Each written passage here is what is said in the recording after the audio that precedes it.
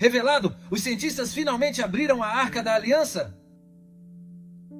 Graça e paz, queridos irmãos e irmãs. Hoje trago uma mensagem impactante e reveladora que irá mexer com o seu coração e sua fé. Em Jeremias 3,16, lemos: E sucederá que, quando vos multiplicardes e frutificardes na terra, nos dias vindouros, diz o Senhor, nunca mais se dirá: a arca da aliança do Senhor.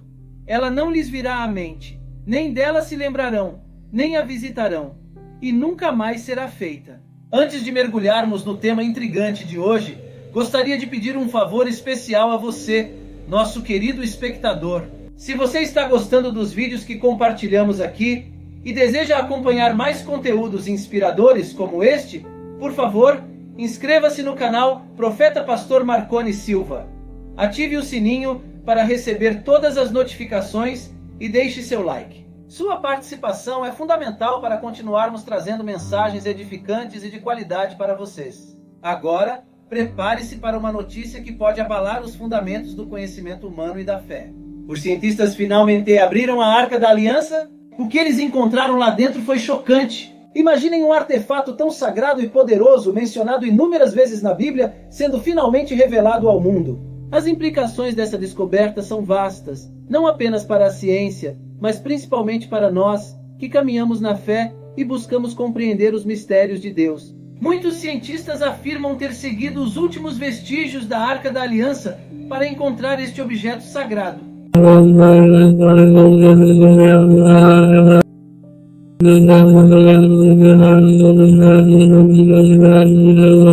Desde que os israelitas fugiram do Egito e se estabeleceram na terra prometida, a Arca da Aliança foi supostamente mantida no Templo Sagrado, também conhecido como Templo de Salomão.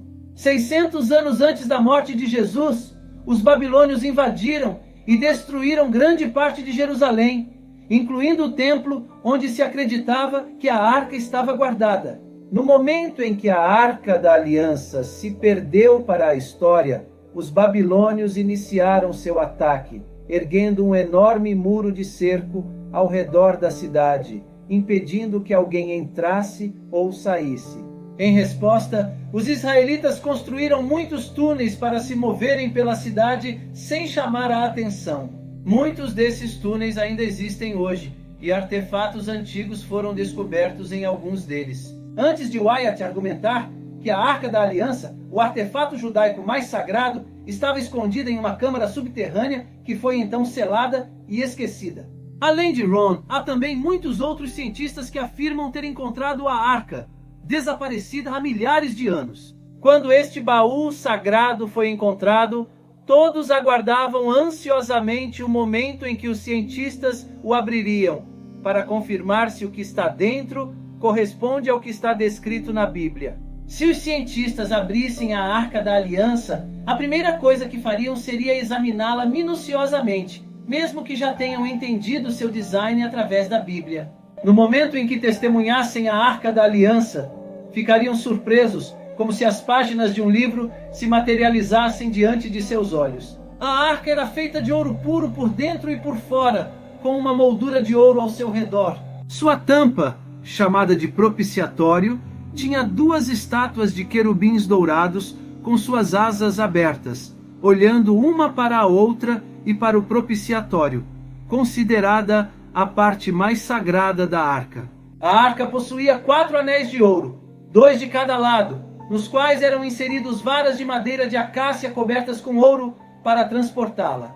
Os postes para transporte deveriam ser acessórios permanentes e nunca removidos.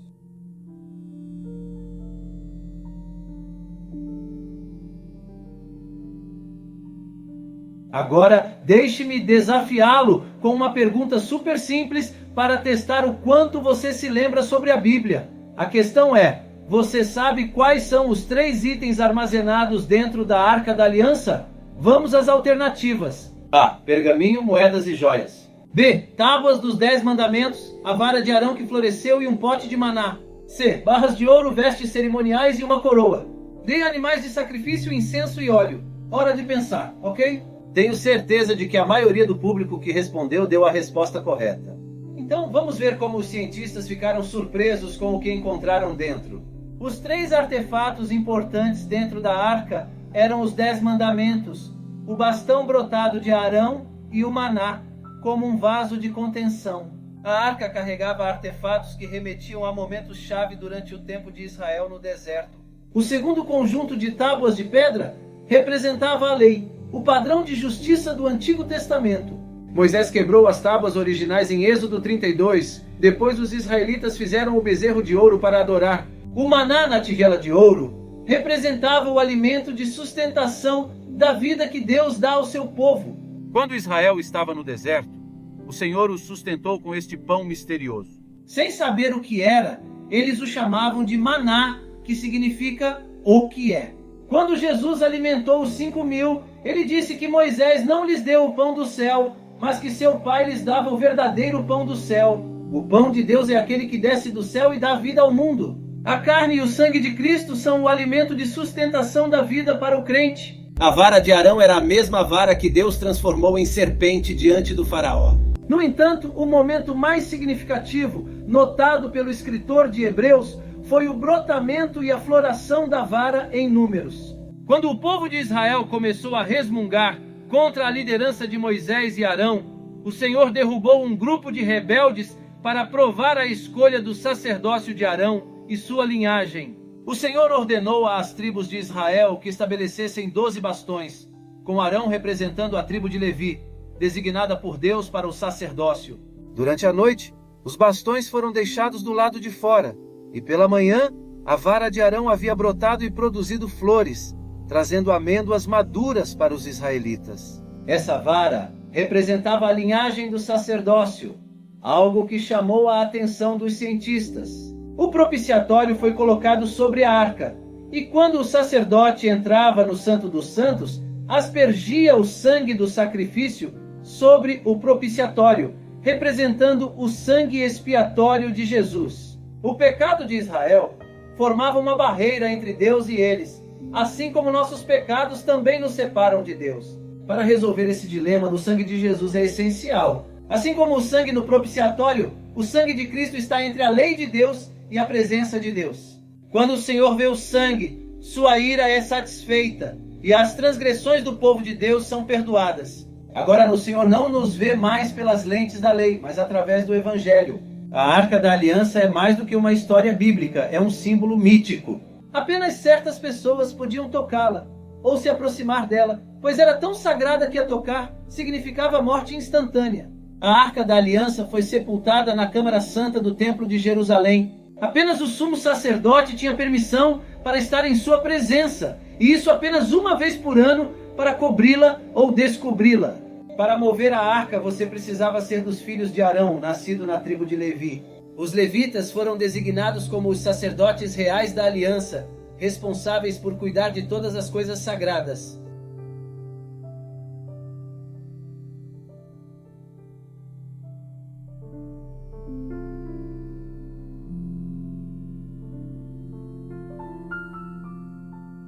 Apenas os descendentes de Coate podiam carregar ou mover as coisas sagradas, e somente após serem corretamente cobertas. As varas usadas para mover a arca eram muito especiais, não um simples carrinho.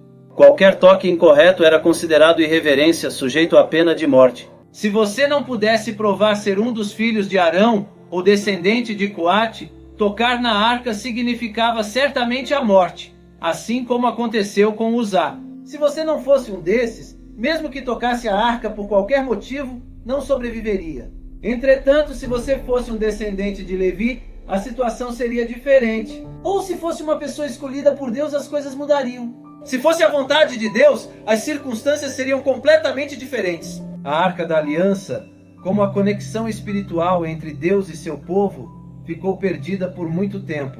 Certamente, Deus não queria que todos pudessem vê-la ou tocá-la, o que causaria caos. Provavelmente ele escolheu pessoas especiais para representar seu povo na presença da arca e depois relatar suas experiências aos seus filhos, para que se sentissem seguros e confiantes na verdade do seu retorno.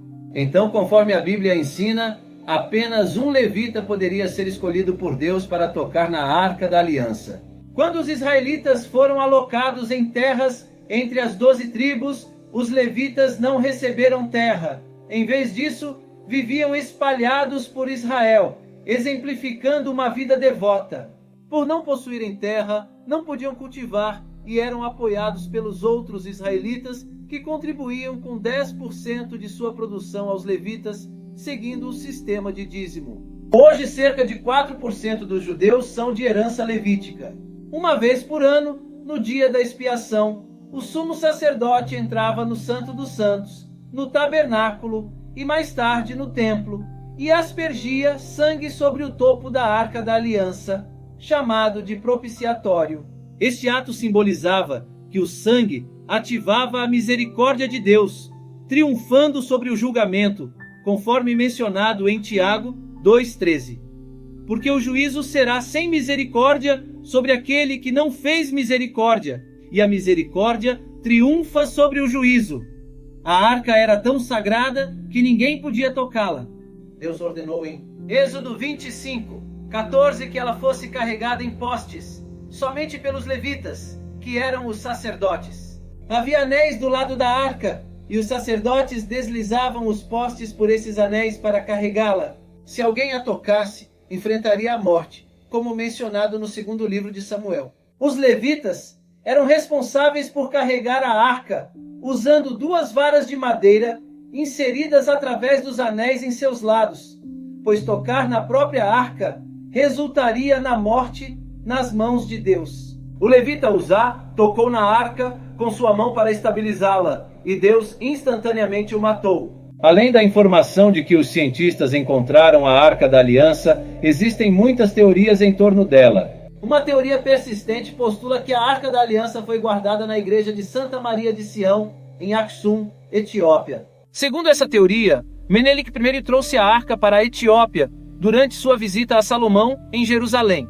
A tradição afirma que a arca permanece escondida em uma capela dentro da igreja, guardada por uma linha de sacerdotes. O apoio a essa teoria é na maioria baseado na história, tradições e práticas religiosas etíopes. Cada igreja etíope possui uma réplica da arca, conhecida como Tabat, e a linhagem do imperador etíope tem sido associada a Salomão e a rainha de Sabá. No entanto, a falta de verificação externa torna desafiador confirmar a autenticidade dessa afirmação. O pergaminho de cobre, um documento único entre os manuscritos do Mar Morto, lista 64 locais onde itens de ouro e prata, provavelmente do Templo de Jerusalém, foram enterrados ou escondidos.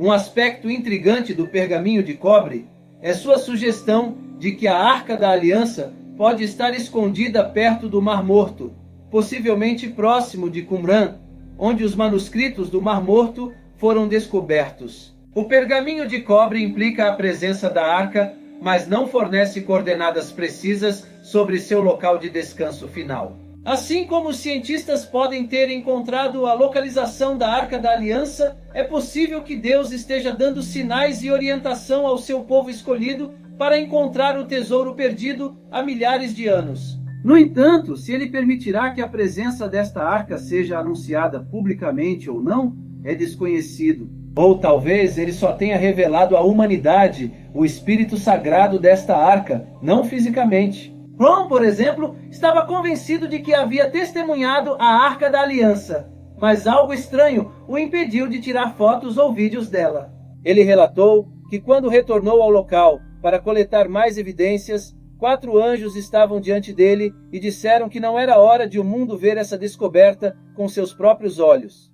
Talvez o tempo para isso esteja se aproximando, mas até lá, qualquer testemunho ou contato com esta arca deve ser guiado pela aprovação de Deus. Voltando um pouco no tempo, a última menção da arca no Antigo Testamento é em 2 Crônicas 35, quando Josias, rei de Judá, colocou a Santa Arca na casa que Salomão havia construído, o templo, durante o reinado do rei Josias, por volta de 630 a.C.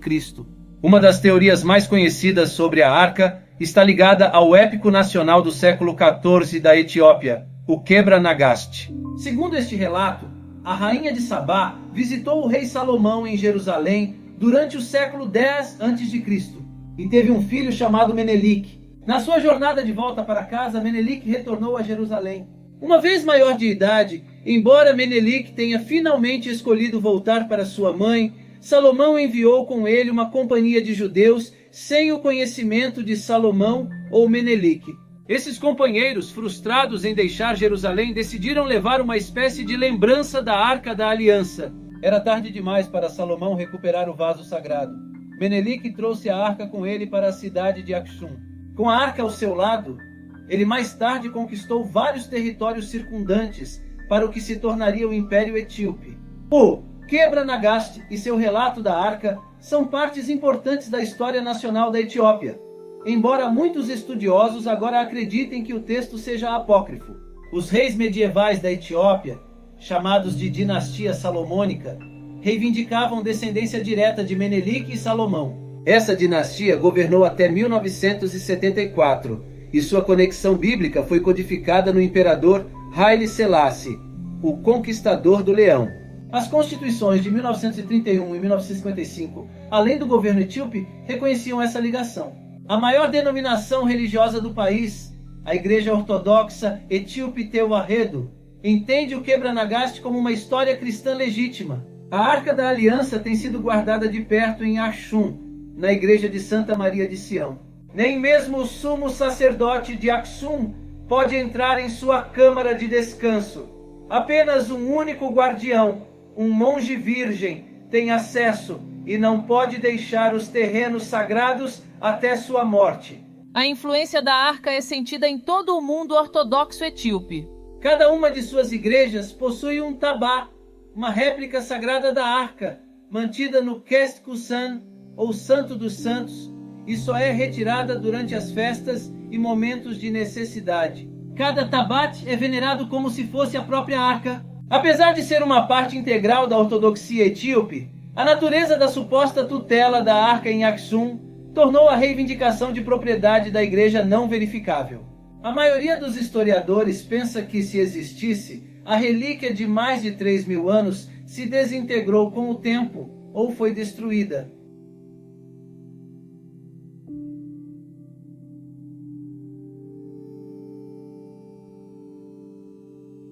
Mas isso também é apenas especulação. Para muitos, o destino da arca permanece um mistério fascinante e talvez insolúvel. O simbolismo da arca atinge seu grande clímax no dia da expiação. Quando o sangue do sacrifício era aspergido no propiciatório, a glória de Deus aparecia. Isso era uma imagem da glória celestial de Deus, onde os anjos estão diante de seu trono, louvando-o dia e noite. Também era uma imagem da presença restaurada de Deus, através da ressurreição de Cristo. Se a presença de Deus foi restaurada aos cristãos na ressurreição de Cristo, então essas coisas da redenção são coisas que os cientistas anseiam por examinar. Que descoberta extraordinária e que reflexão profunda nos traz a Arca da Aliança! A busca por este artefato sagrado nos mostra como a fé, a história e a ciência podem se entrelaçar, enquanto a localização e o verdadeiro estado da arca permanecem um mistério.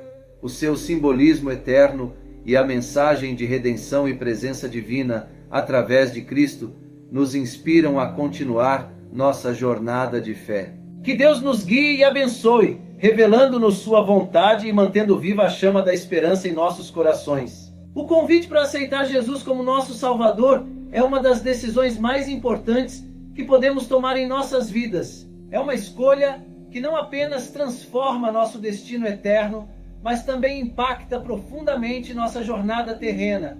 Quando abrimos nossos corações para Cristo, estamos abraçando não apenas a salvação, mas também um relacionamento vivo e pessoal com o Criador do Universo. Aceitar Jesus não significa apenas concordar intelectualmente com sua existência ou com o que Ele fez por nós na cruz. É uma entrega completa de nossa vida a Ele, permitindo que Ele seja o Senhor de todas as áreas de nossa existência. Isso significa confiar em seu amor, em sua orientação e em sua vontade para nós, mesmo quando não entendemos completamente. Ao dizer sim a Jesus, nos abrimos para um caminho de abundância e promessas maravilhosas. A Bíblia está repleta de mais de 8.000 promessas que Deus fez para aqueles que o seguem e confiam nele. Essas promessas incluem amor incondicional, perdão completo, paz que excede todo entendimento, provisão divina, direção em momentos de incerteza e a lista continua. Além disso, ao aceitarmos Jesus, não estamos apenas recebendo uma lista de benefícios, mas estamos nos comprometendo a uma jornada de transformação e crescimento espiritual. Ele nos convida a nos tornarmos mais semelhantes a Ele, a amar como Ele ama e a servir como Ele serviu. É uma jornada de santificação, onde Ele nos capacita e nos fortalece através do seu Espírito Santo. Portanto, este convite para aceitar Jesus é mais do que uma simples decisão. É o início de uma vida completamente nova, cheia de propósito, esperança e alegria verdadeira. Se você sente o chamado do Espírito Santo em seu coração neste momento, não hesite em dar o passo da fé e dizer sim a Jesus. Ele está sempre de braços abertos, pronto para receber você com amor e graça infinitos. Agradeço por este convite profundo e significativo, que nos lembra da importância da nossa fé e do relacionamento com Cristo. E a playlist disponível no canal é realmente uma ferramenta valiosa para nos ajudar a crescer e fortalecer nossa fé continuamente. Que Deus abençoe a todos nós em nossa jornada espiritual e nos guie em cada passo do caminho. Amém?